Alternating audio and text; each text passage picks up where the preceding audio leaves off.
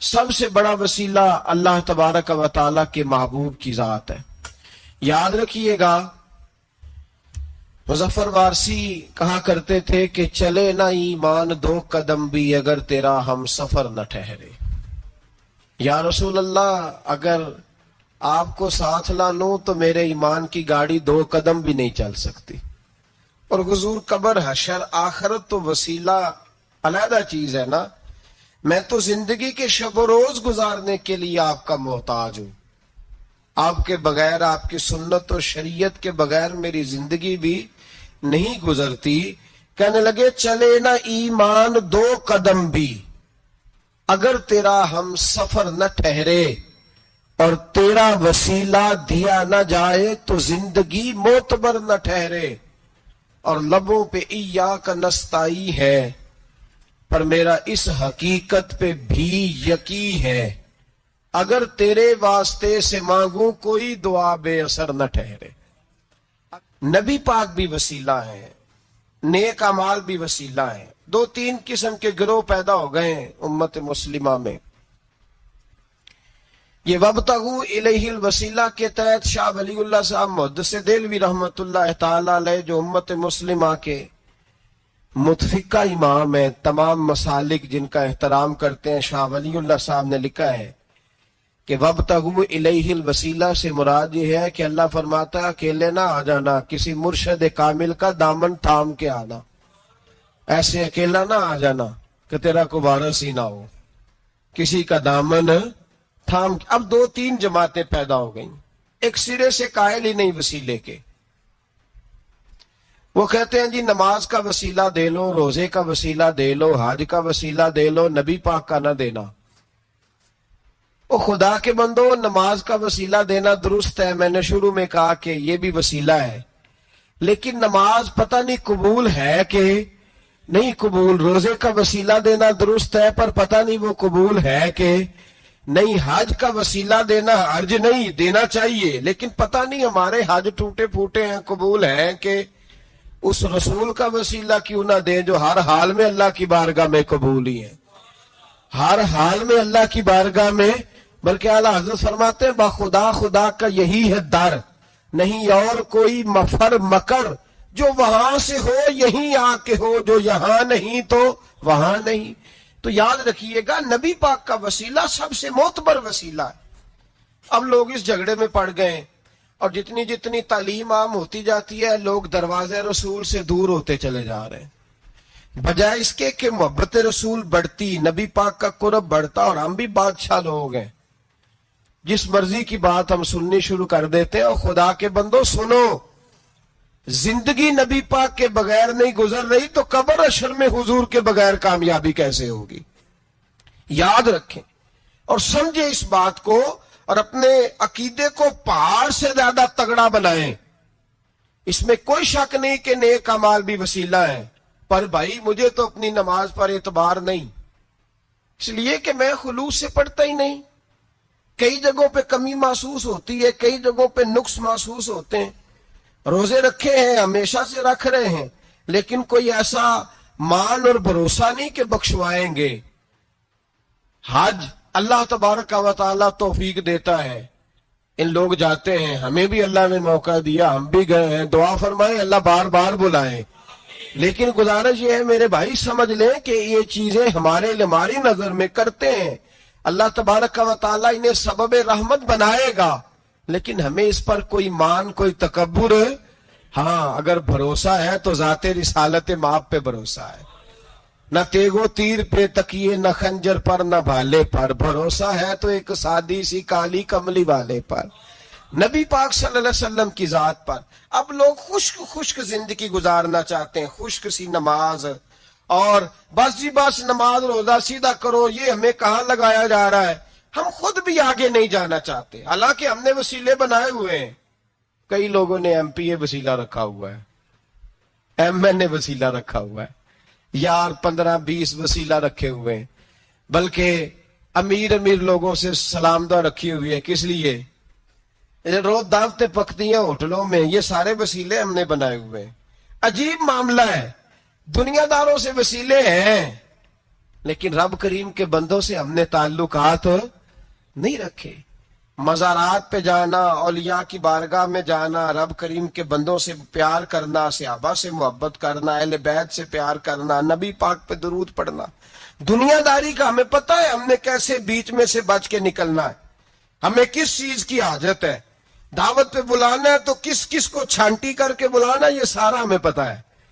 جب شادی ولیمے کے اور سالگرہ کے اور عقیقے کے کارڈ لکھے جا رہے ہوتے ہیں تو پتہ ہوتا ہے اس کو رہنے دو، اس کو آنے دو، اس کو مس کر دو، اس کے بغیر گزارا نہیں. ان وسیلوں کا سارا پتہ ہے.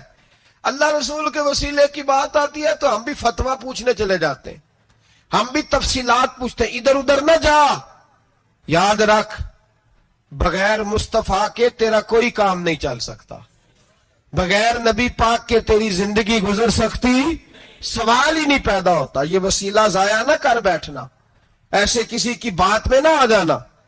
یہ ایمان ہے، یہ ایقان ہے، یہ لذت ہے، یہ حسن ہے، یہ سرمایہ ہے. کسی جگہ اس میں کوتاہی نہ کر لینا، ایک ذرہ برابر تیرے دل میں نقص نہ واقع ہو جائے. یاد رکھنا نیک اعمال بھی وسیلہ ہے. اللہ کرے کہ ہمارے عمل ایسے ہوں کہ اللہ کی بارگاہ میں قبول کیے جائیں. اللہ کرے کہ ہمارے عمل ایسے اعمال کا وسیلہ دینا 100% جائز ہے، اس میں کوئی گنجائش نہیں. حدیث پاک سنیے، میرے رسول پاک سید عالم صلی اللہ علیہ وسلم نے فرمایا بنی اسرائیل کے 3 لوگ تھے، نیک آدمی تھے، سفر پہ جا رہے تھے تو بارش تیز آ گئی. صحیح بخاری کی حدیث ہے، تیز بارش آئی، ایک غار میں پناہ لی بارش سے بچنے کے لیے. اچانک طوفان آیا تو ایک پتھر لڑک کر غار کے منہ کے آگے گر گیا. اندھیرا چھا گیا، اندر اندھیرا، طوفان ہے، پریشانی ہے. میرے حبیب پاک علیہ السلام فرماتے جب اندھیرا دم گھٹنے لگا، اندھیرا ہونے لگا، پریشان ہونے لگے، ایک بولا، کہنے لگا اگر زندگی میں کوئی نیک کام کیا ہے تو اس کو یاد کر کے دعا مانگو. اللہ کرے ہم سے کوئی نیک کام ہو جائے. جو ہوتے ہیں اس میں بھی ریاکاری ہوتی ہے، اس میں بھی ملاوٹ ہوتی. کوئی نیک کیا ہے تو دعا مانگ لو. ایک نے ہاتھ اٹھائے اور دعا کیسے مانگی؟ اللہ اکبر. عرض کرنے لگا اے اللہ تو جانتا ہے میں نے بکریاں رکھی ہیں، میں دودھ دھو کے بیچتا ہوں، میرے بیٹے بھی ہیں، بیٹیاں بھی ہیں، اولاد بھی ہے، اور میرے پاس لوگ دودھ خریدنے بھی آیا کرتے تھے، پر اللہ میرے بوڑھے ماں باپ ہیں. میں نے اپنی زندگی کا طریقہ بنایا ہے جب تک ابا جی دودھ نہیں پیئیں گے کسی کو نہیں ملے گا، جب تک میری بوڑھی ماں کے لبوں سے دودھ نہیں لگے گا کسی کو نہیں ملے گا. اے اللہ وہ رات بھی تو جانتا ہوگا جب میں دیر سے آیا، دودھ دھویا تو ماں باپ سو چکے تھے. عرش کے مالک تو بھولا نہیں کرتا، تو بھولنے سے پاک ہے. میرے رب میں دودھ کا پیالہ لے کے ساری رات کھڑا رہا ماں باپ کے سرانے، نہ میں نے دودھ بیچا نہ میں نے بچوں کو دیا. آدھی رات کے بعد ان کی آنکھ کھلی، انہوں نے دودھ پیا. اے اللہ میری اماں بھی مجھ سے بڑی راضی ہوئی، میرا باپ بھی بڑا راضی ہوا. مالک اگر وہ عمل واقعی تجھے قبول ہے تو اس مصیبت سے نجات دے دے. میرے نبی پاک علیہ السلام فرماتے اس نے یہ وسیلہ دے کے دعا مانگی تو اللہ نے پتھر سرکا دیا. پہلے روشنی نہیں آ رہی تھی، اب روشنی آنی شروع ہو گئی. پتہ چلا جو زندگی میں روشنی چاہتا ہے وہ ماں باپ کی نوکری کرے، جو زندگی میں روشنی چاہتا ہے وہ ماں باپ کی بلے شاہ تو آسمانی اڈدیاں پھڑنا ہے، اور جڑا گھر بیٹھا انہوں پھڑیا ہی نہیں. ان کی نوکری کرو روشنی ملے گی. دوسرا بولا، اس نے کہا اے اللہ تجھے پتہ ہے میں نے کئی لوگ مزدوری پہ رکھے ہوئے ہیں. ایک شخص مزدوری کرتا تھا تو کچھ کلو کچھ شیر چاول، کچھ چاول اس کی مزدوری بنے. مثال دے کے سمجھاتا ہوں، 10,000 کے چاول اس کی مزدوری بن گئے. میں نے اس کو کہا مزدوری لے لے تو وہ ناراض ہو کے چلا گیا ناراض ہو کے. لیکن اے اللہ میں نے اس کا مال کھایا نہیں، میں نے مزدور کا حق رکھا نہیں. اے اللہ میں نے 10,000 علیحدہ کر دیا، وہ چاولوں کی قیمت میں نے علیحدہ کر دی. جب میں کاروبار کرتا تو میں نے اس کا پیسہ انویسٹ کر لیا، پھر اس پیسے سے میں کماتا رہا. ایک وقت آیا کہ زمانے بیت گئے، وہ 10,000 10 लाख या यूं समझ ले 10 करोड़ हो गया, कई गायें, कई ऊंट, कई प्लाट आ गए। ऐ अल्लाह, कई जमाने के बाद वो मजदूर लौटा और कहने लगा साहब मैं गरीब हो गया हूं, तंगदस्ती आ गई है, बूढ़ा हो गया, वो मेरे पैसे तो दे दें। तो ऐ अल्लाह, मैं बेईमान नहीं हुआ, एक रत्ती बराबर भी मेरे दिल में मैल नहीं आई। मैंने कहा ये इतनी दर्जन गायें तेरी, ये ऊंट तेरे, ये प्लाट तेरे। वो कहने लगा तू मुझसे मजाक करता है, मेरे तो थोड़े से चावल थे, यूं समझ ले 10,000 के, और इतना कुछ। मैंने कहा वो तेरे पैसे, तू नाराज होके चला गया, मैंने ढूंढा तो मिला नहीं, वो तेरे पैसे मैंने इन्वेस्ट किए तो आज ये सारा सरमाया उसी का है। अल्लाह, वो बूढ़ा मजदूर जब इतनी गायें मिली, इतने ऊंट मिले, इतने उसे प्लाट मिले, तो वो रोता दुआएं देता गया, ऐ अल्लाह अगर तुझे मेरा वो अमल काबिल कबूल है तो इस मुसीबत से निजात अता फरमा।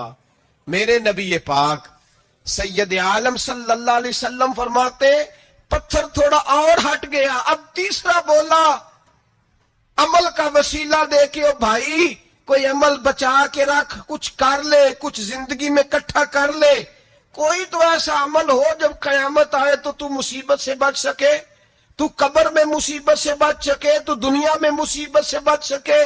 मेरे रसूल पाक सैयद आलम सल्लल्लाहु अलैहि वसल्लम फरमाते, तीसरा बोला, कहने लगा है अल्लाह तू जानता है मैं जवान, मैं राना, मैं हसीन, मुझे औरतें दावत देती थी, अपनी तरफ माइल करती थी, लेकिन मैं किसी पर ना देखता, बस एक चचा की बेटी पे मैं आशिक हो गया, उसके मैं करीब जाने लगा, बुलाने लगा, 100 दिनार भी इकट्ठे किए उसको देने के लिए। एक ऐसा वक्त आया कि वो राजी भी हो गई, ऐ अल्लाह तन्हाई भी आ गई, यूं समझ लो कि मैं जवान भी, हसीन भी, मालदार भी, मैं चाहूं तो एक एक दिन में 4-4 दफा मैं बदकारी कर सकता था। ऐ अल्लाह सारी खूबियां थी, वो बीबी मेरे पास आई, कमरा तन्हाई, कोई देखने वाला नहीं था। जब मैं उसके करीब जाने लगा तो वो औरत कहने लगी तू रब से डर जा, रब से डर जा, रब से डर जा। ऐ अल्लाह ताकत भी, जवानी भी, हुस्न भी, माल भी, मैं सब कुछ कर सकता था पर तेरे लिए। और अगर मुसलमान होगा तो कहेगा ऐ अल्लाह तेरे रसूल के लिए, ऐ अल्लाह मदीने वाले चांद की बात मान के, ऐ अल्लाह आमिना के मासूम की बात मान के, ऐ अल्लाह जनाबे फातिमा ज़हरा के अब्बा की बात मान के मैंने अपने नफ्स की ख्वाहिश को कुचला और कुचल करके मैंने वो गुनाह नहीं किया, उसको आजाद कर दिया। अगर वो अमल तेरी बारगाह में कबूल है तो निजात दे दे। मेरे नबी पाक फरमाते हैं बस दुआ खत्म हुई तो अल्लाह ने पहाड़ दूर फेंक दिया, अल्लाह ने निजात दे दी। अल्लाह करे मेरी मिल्लत के जवान को भी ये नेकी नसीब हो जाए, अल्लाह करे माँ बाप की खिदमत करने वाले बन जाए, अल्लाह करे हम मजदूरों का हक देने वाले बन जाए, अल्लाह करे हम बेईमानी धोखेबाजी को छोड़ दें। अगर कोई ऐसा अमल होगा तो अल्लाह दुनिया में भी निजात देगा मुश्किलों से, कब्र में भी अल्लाह निजात अता फरमाएगा, कयामत में भी अल्लाह। अमल का वसीला देना रब की बारगाह में जायज है, बोलिए अल्लाह के नामों का वसीला देना जायज है। कोई भी इबादत अगर खुलूस के साथ की जाए, मेरे नबी पाक ने फरमाया फर्ज नमाज पढ़ के तू जो दुआ भी मांगेगा रब तेरी कबूल फरमा लेगा। फर्ज नमाज पढ़ के तू दो दुआ भी मांगेगा अल्लाह तेरी, इसका मतलब है अमाल की बरकत से अल्लाह दुआएं कबूल करता है, अल्लाह दुआएं कबूल। बस फिर वही दुआ करता हूं अल्लाह हमें खुलूस वाले अमल की तौफीक अता फरमा। अच्छा, अगर ये वाला वसीला जायज है तो बताइए नबी पाक का वसीला जायज नहीं? अमल में तो कोई कोताही हो सकती है, लेकिन हुजूर की वजाहत में कोई कोताही हो सकती, नबी पाक की रहमत में कोई कमी हो सकती। इधर सुनो, एक पहलू जरा गहराई से, एक बात अकीदे की इसको याद रखना, अल्लाह को कोई बंदा ना मजबूर नहीं कर सकता कि हमने नबी पाक को लाके खड़ा कर दिया है तो अल्लाह मजबूर नहीं हो गया। ये समझ लें, अल्लाह मजबूर ایک مجبور ہوتا ہے، ایک پیار ہوتا ہے. ان دونوں چیزوں میں اللہ کو اپنے رسول سے پیار ہے. نبی پاک فرماتے ہیں میں دعا کرنے گیا، اے اللہ میری امت پہ قحط نہ آئے. اللہ نے فرمایا حبیب نہیں آئے گا. اے اللہ میری امت کے چہرے نہ بدلیں، گناہ کرے تو مسخ نہ ہو، حبیب نہیں بدلیں گے. حضور فرماتے ہیں میں نے ہاتھ اٹھایا کہ اللہ یہ آپس میں لڑے نہ. توجہ کرنا جملوں پہ، اے اللہ یہ آپس میں لڑے نہ. اللہ یہ بھی کہہ سکتا تھا حبیب یہ نہیں قبول کرنی دعا. اللہ بے نیاز ہے نا، چاہے قبول کرے اور چاہے، توجہ کرو غور کرو بات پہ، اللہ چاہے تو قبول کرے چاہے تو. اے اللہ میری امت لڑے نہ، تو یہ نہیں فرمایا حبیب قبول نہیں کرتا، کہ محبوب یہ دعا مجھ سے مانگ ہی نہ. اے حبیب تو دعا مانگ، تو مانگے میں قبول نہ کروں، یہ ہو نہیں سکتا. اس طرح کر یہ دعا مجھ سے. نبی پاک نے منافقین کے لیے دعا کرنی چاہیے کہ اے اللہ، اے مولا تو مہربانی فرما، اے اللہ کرم فرما، منافقین کو بھی بخش دے. تو میرے رسول پاک علیہ السلام فرماتے ہیں رب کریم نے مجھے منع کیا، اے محبوب یہ والی دعا، یہ دعا ہی نہ مانگ. یہ دعا اللہ کو کوئی مجبور کر سکتا، لیکن اگر اللہ پیار کرے تو بھائی دنیا داری کا چودھری صاحب کا، مولوی صاحب کا، پیر صاحب کا ایک عام مشہور مقولہ ہے، فلاں بندہ آ گیا تھا اس کو میں انکار نہیں کر سکتا تھا. کیوں جی؟ وہ بندوق لے کے آیا تھا، کر دینا تھا انکار. فلاں آدمی آ گیا تھا پھر میں اس کو انکار، اور فلاں بندے کو ساتھ لے آیا تھا اس کو انکار ہو سکتا؟ کیوں جی؟ دو باتیں ہوتی ہیں، یا پیار بڑا ہے یا عزت بڑی ہے. دو ہی باتیں ہیں، یا میں اس سے پیار بڑا کرتا ہوں یا میں اس کی. اللہ اپنے نبی سے پیار بھی بڑا کرتا ہے اور اپنے نبی کی عزت بھی بڑی فرماتا ہے. بس یہ سمجھ لے بات. وسیلے کا معنی یہ ہے کہ اللہ اپنے نبی سے پیار کرتا ہے، اپنے محبوب کو اللہ بڑی عزت عطا فرماتا ہے. نبی پاک سید عالم صلی اللہ علیہ وسلم کے وسیلے کا یہ حال تھا کہ صحابہ ہر کام کے لیے دروازے رسول پہ پہنچ جاتے تھے. پیاس لگی تو حضور کے پاس، بھوک لگی تو نبی پاک کے پاس. حضرت ابو ہریرہ کو حافظہ چاہیے تو نبی پاک کے پاس، کسی کو اولاد کی ضرورت ہے تو وہ رسول پاک کے پاس، کسی کو طاقت کی ضرورت ہے تو وہ بھی نبی پاک کے پاس. ہر آدمی جاتا تھا، انہیں پتا تھا دیتا خدا ہی ہے پر وسیلہ مصطفیٰ دیتا ہے صلی اللہ علیہ. اور حضور نے فرمایا انما انا قاسم، بخاری مسلم میں فرمایا میں تو بانٹنے والا ہوں، میں قاسم ہوں، میں قاسم ہوں. واللہ یؤتی، ہاں عطا کرنے والا اللہ ہے. میں قاسم ہوں اور دینے والا اللہ ہے. صحابہ ہمیشہ نبی پاک کے واسطے سے دعا مانگتے، انہیں پتا تھا اگر تیرے واسطے سے مانگوں تو کوئی دعا بے اثر نہ ٹھہرے. ترمذی شریف، ابن ماجہ، دیگر تمام کتب میں امام احمد نے اپنی مسند میں نقل کیا. حضرت عثمان ابن حنیف کہتے ہیں میں نبی پاک کے پاس بیٹھا تھا تو ایک نابینا صحابی آئے، عرض کرنے لگے یا رسول اللہ صلی اللہ علیہ وسلم میں نابینا ہوں، میرے لیے دعا کریں اللہ مجھے آنکھیں عطا فرمائے. دعا کریں. اب حضور نے پتہ کیا کہا؟ نبی پاک نے فرمایا دو باتیں ہیں، یا تو صبر کر لے یا میں دعا کر دیتا ہوں. صبر کرے گا تو اللہ جنت دے گا، یا تو صبر کر لے یا میں. صحابی بڑے پیارے تھے، کہنے لگے یا رسول اللہ جنت تو اللہ اپنے فضل سے دے گا ہی، میں نے نہیں صبر کرنا، مجھے آنکھیں چاہیے. اور پھر یہاں آ کے صبر کروں، این خزانے کے پاس جا کے صبر کروں؟ حضور میں نہیں صبر کرتا، اب دعا کریں.